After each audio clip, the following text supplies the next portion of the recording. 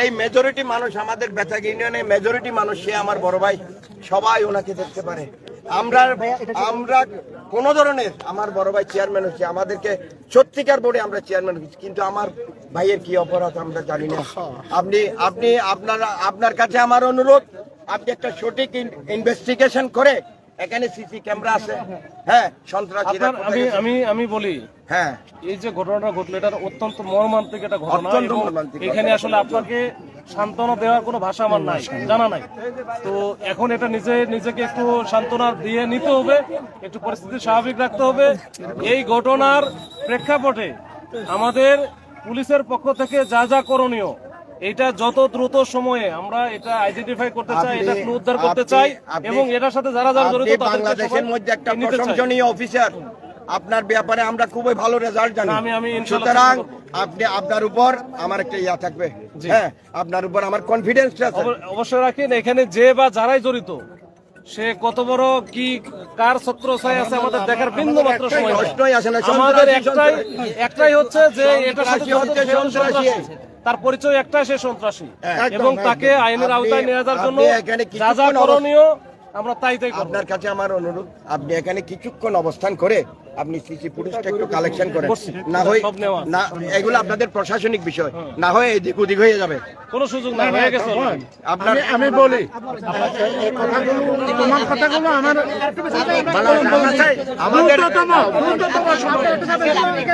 আমাদের যাতায়াতটা এদিকে, মাসুদ ভাই আমাদের যাতায়াতটা এদিকে। আপনার কোন ইউনিয়ন? এটা রাঙ্গুনিয়া, এই রাস্তা আমরা একই নয়। আমরা একটু এটা স্বাভাবিক করে দিই, আমি কথা বলবো।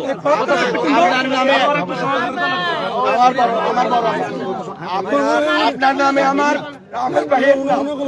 সহজ সরল জেলা, আপনি জিজ্ঞেস করেন একটু করে, এখানে অনেক মানুষ আছে, আপনি একটু জিজ্ঞেস করেন এখানে কত শত শত হিন্দু আসছে, আপনি সবাই বলছে যে সবার কাছে এত স্টেট পাওয়ার ফরওয়ার্ড আমি বলতে পারছি না কি জানেন, গত 15-20 দিন আগে আমার জোতা পাড়া দিচ্ছে, আরে মাসুদ তুমি এরকম ভাই, আপনি তো আমার বড় ভাই, আমি সেই কথাটা বুঝতে পারতেছি না অনেক লোকের সামনে। আমি জানি না আমাদেরকে কিভাবে মরতে হবে, এতদিন মরি নাই 17 বছর।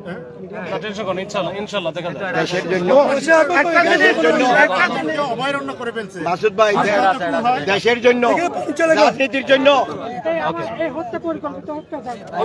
দেশের জন্য, দেশের জন্য, রাজনীতির জন্য, এই দেশের জন্য, এই দেশের মানুষের সবার জন্য ওনাকে দরকার, আমাকে মেরে ফেললো আমার ভাই।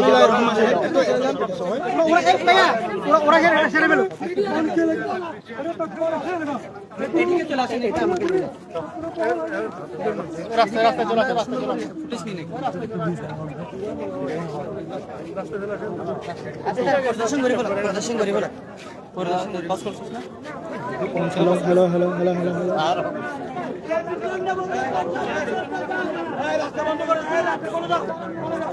হ্যালো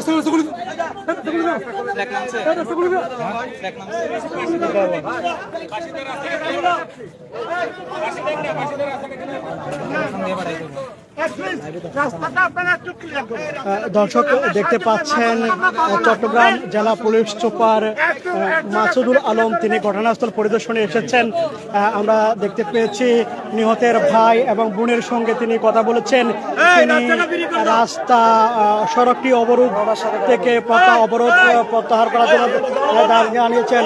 আমরা কিন্তু বিভিন্ন শ্রেণী পেশার মানুষ, উত্তেজিত জনতা তারা বিক্ষোভ করছেন। তারা বলছেন যতক্ষণ পর্যন্ত আসামিদের শনাক্ত করা না হবে ততক্ষণ পর্যন্ত তারা এই আন্দোলন চালিয়ে যাবে এবং সড়ক অবরুদ্ধ করে রাখবেন বলে তারা ঘোষণা দিয়েছেন।